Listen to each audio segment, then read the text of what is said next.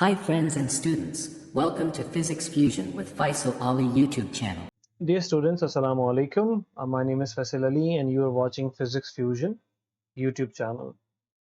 NAD की पास paper series के आज हम नेक्स्ट पेपर पे चलेंगे और वो पेपर है 2012 का। तो सबसे पहले क्वेश्चन पे चलते हैं। Light is proved to be transfers in nature by which process? Polarization, dispersion, diffraction या interference? The only process basically जो आपको लाइट की ट्रांसवर्स नेचर के बारे में बताता है बेसिकली वो पोलराइजेशन है। तो करेक्ट आंसर है आपका polarization. The distance between two adjacent antinodes, दो एडजेसेंट एंटीनोड जो एक साइड बाय साइड हो, स्टैंडिंग वेव से ये टॉपिक है। स्टैंडिंग वेव्स टॉपिक से ये प्रॉब्लम है। अगर दो एडजेसेंट नोड्स हैं आपके पास एंटीनोड्स, तो उनके दरमियान में जो वेवलेंथ होती है वो हाफ वेवलेंथ होती है। वो कितनी लेंथ को कवर करते हैं? Half wavelength. Speed of wave in 1200 meter per speed of wave is 1200 meter per second. It produces a 400 cycles per second.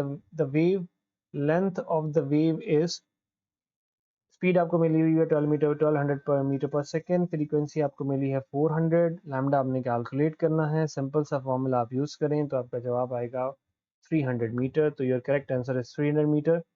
यहाँ पे दो ऑप्शन सिमिलर हैं, तो मे बी ये टाइपिंग मिस्टेक हो, लेकिन 300 मीटर आपका आंसर आएगा। उसके बाद हम आगे चलते हैं। Which of the following processes supports the corpuscular theory of light? Corpuscular theory of light को कौन सा आर्ग्यूमेंट या कौन सा प्रोसेस सपोर्ट करता है? तो याद रहे कि ये थ्योरी न्यूटन ने दी थी और उसमें लाइट को एज एन पार्टिकल कंसिडर किया था। तो फोटो इलेक्ट्रिक इफेक्ट एक ऐसा प्रोसेस है जो पार्टिकल नेचर को रिफ्लेक्ट करता है, के बारे में बताता है। तो आपका करेक्ट ऑप्शन है फोटो इलेक्ट्रिक इफेक्ट। उसके बाद हम आते हैं क्वेश्चन नंबर 5 पे। A ball is thrown upward 98 metre पर second, how high will it गो?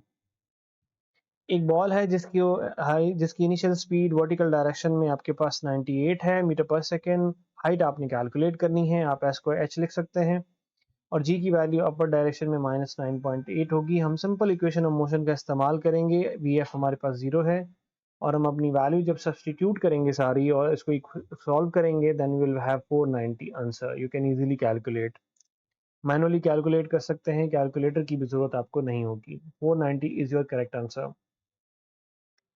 उसके बाद हम नेक्स्ट क्वेश्चन पे चलते हैं। Hooke's law is valid for? A option है stress multiply by strain is equals to constant. B option है stress divided by strain is equals to constant. C option है stress plus strain is equals to constant and D option है none of the above. तो याद रहे कि bulk modulus बराबर होता है स्ट्रेस ओवर स्ट्रेन, जो कि बल्क मॉड्यूलस के बराबर होता है। तो आपका करेक्ट ऑप्शन जो है वो बी है। उसके बाद हम आते हैं। A 2 kilogram aluminium is heated from 15 degree Celsius to 25 degree Celsius. How much heat in calories is supplied to body? Specific heat for aluminum is 0.215 calorie पर ग्राम। अगर आप इस वैल्यूज पे कंसिडर करें, नंबर्स पे कंसिडर करें, तो आपका यूनिट कैलोरी में है और जो आपका यहाँ मास मिला हुआ है वो केजी में है। जो आंसर्स गिवन है उसके अकॉर्डिंगली आपका ये जो मास है ये बेसिकली किलोग्राम में होना चाहिए। अगर आप इसमें किलोग्राम में कंसिडर करें और आपका मास होगा एल्यूमिनियम का 2 kg, स्पेसिफिक हीट एल्यूमिनियम की है 0.215 कैलोरी पर केजी। डेल्टा टी आपके पास 10 आएगा। तो आप स्पेसिफिक हीट का फार्मूला में से जब डेल्टा क्यू कैलकुलेट करेंगे तो आपका होगा 0.215 कैलोरी पर किलोग्राम मल्टीप्लाई बाय 2 kg मास आ जाएगा और डेल्टा टी 10 आएगा। तो आपका जवाब आएगा 4.3 कैलोरीज। तो ये correct answer is 4.3 calories. Question number 8। Transistor is use to amplify current. तो ट्रांजिस्टर यूज किया जाता है करंट को एम्पलीफाई करने के लिए। Then you have question number 9। 10 equal resistance, each of resistance 10 ohm is connected in parallel. The equivalent resistance of the circuit is? Parallel circuit given है, 10 ओम के 10 रेजिस्टेंस गिवन है, उसका टोटल कैपेसिटर रेजिस्टेंस मालूम करना है। तो फॉर्मूला होगा parallel में 1/r is equal to 1/r1 plus 1/r2 और अप टू 1/r10। तमाम रेजिस्टर्स की वैल्यूज 10 है तो डिनोमिनेटर में 10 मतलब एलसीएम में 10 आ जाएगा और ऊपर आ जाएगा 1 + 1 + 1। तो ये बनेगा 10 ओवर 10। तो रेजिस्टेंस की वैल्यू रेसिप्रोकल लेने के बाद टोटल रेजिस्टेंस की वैल्यू आपके पास आएगी 1 ओम।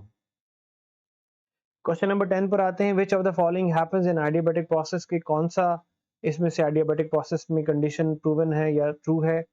तो A है no heat flows into the system, B है no heat flows out of the system, C है max heat flows into or out of the system और D है no heat flows into or out of the system। तो correct answer ये है कि ना तो हीट इनसाइड मूव करती है ना आउटसाइड फ्लो करती है, तो डी इज करेक्ट आंसर। उसके बाद हम क्वेश्चन नंबर 11 पर चलते हैं। क्वेश्चन नंबर 11 में आपको गिवन है the let temperature of the system remains constant. अगर आपका टेम्परेचर ऑफ द सिस्टम जो है वो रिमेन कांस्टेंट है, और मतलब कांस्टेंट का मतलब ये है कि you are talking about Boyle's law, तो we are talking about Boyle's law. 400 cubic feet gas is contained at 2 atm. What will be the final volume of the gas if its pressure changes to 760 torr? तो initial volume given है, initial pressure given है, फिर final pressure given है, तो हमें final volume calculate करना है। Option है 200 ml, 800 ml, 100 ml और 600 ml। अगर हम अपने क्वेश्चन पर आ जाएं तो क्वेश्चन नंबर 11 को मैंने यहाँ सॉल्व किया है। इसको अगर आप देखें तो V1 400 ml, बेसिकली जो आंसर्स हैं वो ml में गिवन है और ये है क्यूबिक फीट में, ये दोनों आपस में रिलेट नहीं करते। अगर हम किसी आंसर के अकॉर्डिंगली इसमें करेक्शन कर लें तो आपका बेसिकली जो 400 गैस का वॉल्यूम है वो ml में होना चाहिए।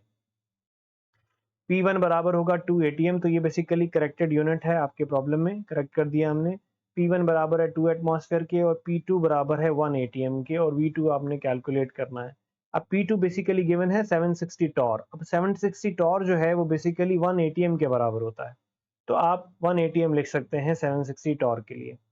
सिंपल फार्मूला होगा P1 V1 is equal to P2 V2, वहाँ से आप V2 के लिए फार्मूले को बैलेंस करें, वैल्यूज पुट करें 2 into 400 डिवाइडेड बाय 1, तो 800 ml is your correct answer.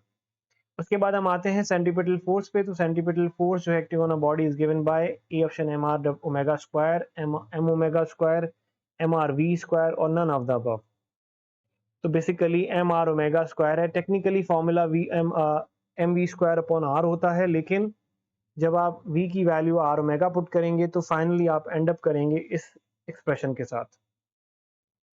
उसके बाद हम जाते हैं क्वेश्चन नंबर 13 पे। An object is placed in front of a convex lens of focal length 20 centimetre आपकी फोकल लेंथ है।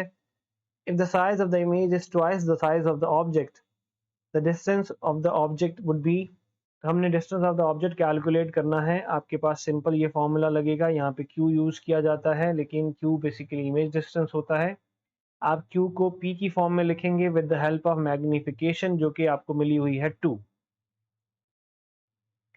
आप वैल्यू पुट करेंगे 1/20 हो जाएगा, बिकॉज फोकल लेंथ 20 है। एलसीएम लेंगे 2p, 2 + 1 हो जाएगा, और जब आप इसको सॉल्व करेंगे then you will end up with 30 centimetre. तो basically 30 centimetre is your correct answer.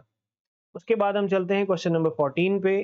If a vector is given 2i + 2j + 4k and b given vector है 3i - aj + k and both a and b are perpendicular to each other, the value of a is। तो basically आप simple scalar product लगा के इसको solve कर सकते हैं, there is no issue.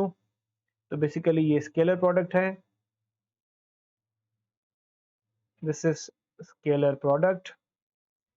ये वाली साइड 0 हो जाएगी बिकॉज cos 90 दोनों वेक्टर परपेंडिकुलर हैं, तो 0 हो जाएंगे, सिर्फ बचेगा a dot b is equal to 0। Multiplication का सिंपल वे आउट है 2 multiply by 3, 2 multiply by -a, then 4 multiply by 1। तो आप सॉल्व करेंगे जब, तो आपका जवाब आएगा a इज इक्वल टू -5। क्योंकि ये स्केलर प्रोडक्ट है तो इसमें यूनिट वेक्टर्स 1 के बराबर आ जाएंगे, तो उन्हें लिखने की जरूरत नहीं है, तो a is your correct answer. Time period of a simple pendulum depends on amplitude, intensity, length और मास। अगर आप टाइम पीरियड के फॉर्मूले को देखें तो उसमें सिर्फ 2 ही फैक्टर हैं जिन पर डिपेंड करता है time period, under radical L divided by under radical G। तो हमारे पास लेंथ का ऑप्शन गिवन है, तो लेंथ पर डिपेंड करेगा आपका time period of simple pendulum.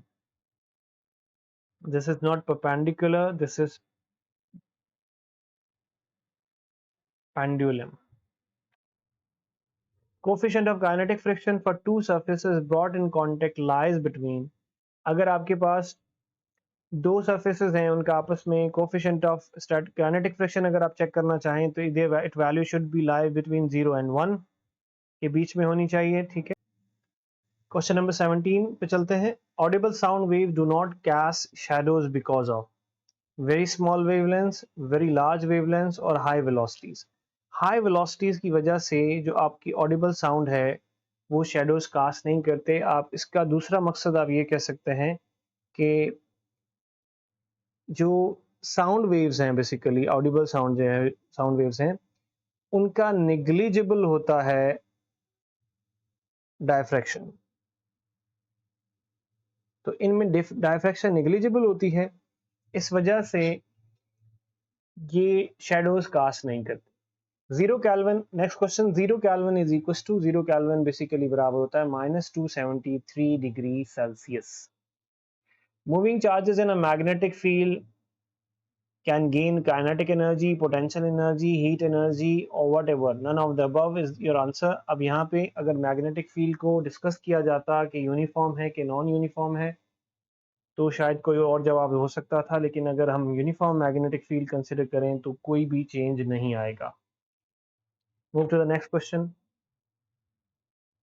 Question अगर हम ये कहें कि क्या फोटोन के पास मास या चार्ज होता है, तो अगर आपका क्वेश्चन अगर हम फोटोन के लिए कंसिडर करें, क्योंकि यहाँ पे सिर्फ ऑप्शंस गिवन है, क्वेश्चन नहीं है, तो पहला ऑप्शन है no mass no charge, no mass and the charge, both mass and charge, none of the above.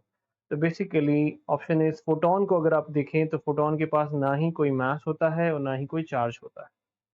Light is prove to be transfer in nature by mean of polarization. Polarization एक only process है जिससे आप light की transfer nature को examine कर सकते हैं। उसके बाद हम आते हैं क्वेश्चन नंबर 22 पे। When beta rays emitted from the nucleus, its mass number decreased by 1, atomic number decreased by 1, or atomic number increased by 1, or both B and C. So let we will find कि electron कब emit out होता है। अगर beta simple beta लिखा हुआ हो तो इसका मतलब है बीटा माइनस, और it means you are talking about electron. जब न्यूट्रॉन प्रोटॉन में चेंज होता है, क्योंकि उस पर प्लस चार्ज होती है, तो उस वक्त एक इलेक्ट्रॉन इमिट आउट होता है और चार्ज की कंजर्वेशन हो जाती है। तो जब न्यूट्रॉन प्रोटॉन में कन्वर्ट हो रहा है तो इसका मतलब है आपका प्रीवियस जेड उसमें +1 हो जाएगा, तो प्रोटॉन नंबर बाय 1 इंक्रीज हो जाएगा। तो आपका करेक्ट आंसर है C. A is not your answer, this is your answer. Atomic number increase हो जाएगा बाय 1। अगर मतलब आप पीरियोडिक टेबल में 4th पे थे पहले, तो अब 5th पर आ जाएंगे। Faraday law of electromagnetic induction relates EMF to total magnetic flux, change in magnetic flux, and time interval of both B and C. तो बेसिकली जो फेराडे लॉ है उसके अंदर जो आपकी EMF बराबर होती है वो होती है delta phi upon delta t. तो आप इसको कंसिडर करेंगे तो बेसिकली आपका होगा चेंज ऑफ मैग्नेटिक फ्लक्स, जो आपका करेक्ट आंसर होगा। Wilson cloud chamber is used to detect the path. Wilson cloud chamber path को डिटरमिन करता है, उसके बारे में बताता है। A option A alpha particles, B beta, C gamma rays. So all of the above is answer. सारे particles के पास को आप आइडेंटिफाई कर सकते हैं। Then you have which of the following is not the unit of energy. कौन सा यूनिट एनर्जी का यूनिट नहीं है? जूल है, watt per second, kilowatt per hour, BTU. Joules, watt per second और बीटीयू ये सब एनर्जी के यूनिट हैं, ये एनर्जी का यूनिट नहीं है। अगर किलोवाट आवर लिखा हुआ होता तो हम इसे एनर्जी का यूनिट मान लेते। ये एनर्जी का यूनिट नहीं है, तो इसलिए आपका करेक्ट ऑप्शन है C. This is all for today's paper. हमारे चैनल को लाइक करें, सब्सक्राइब करें, शेयर करें। Thank you so much.